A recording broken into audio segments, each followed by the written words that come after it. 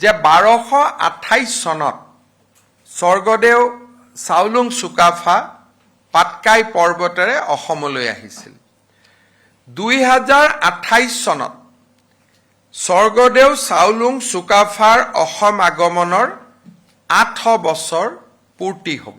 এই 2028 চনটো আমি খুব সুন্দৰভাৱে স্বৰ্গদেউ চাওলুং চুকাফাৰ বৰ অসম নিৰ্মাণৰ প্ৰতি যি অনবদ্য অৰিহণা আছিল, একক অনন্য বৰঙণি আছিলে, তাক সোঁৱৰণ কৰি 2028 চনটো আমি উদযাপন কৰিবলৈ সিদ্ধান্ত গ্ৰহণ কৰিছোঁ। 1828 চনত গোমধৰ কোঁৱৰে প্ৰথম ব্ৰিটিছৰ বিৰুদ্ধে বিদ্ৰোহ আৰম্ভ কৰিছিল।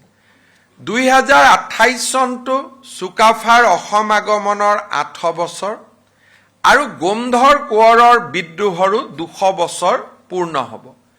সেই ফালৰ পৰা 2028 চনটো অসমৰ বাবে এটা বিশেষ গুৰুত্বপূৰ্ণ বৰ্ষ।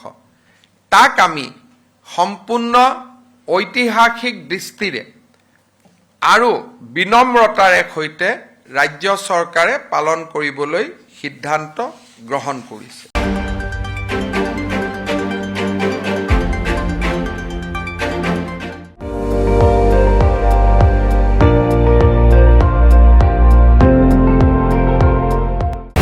আপুনি চাই আছে ND24, সৰ্বশ্ৰেষ্ঠ নহয় সৰ্বোত্তমৰ দৌৰ।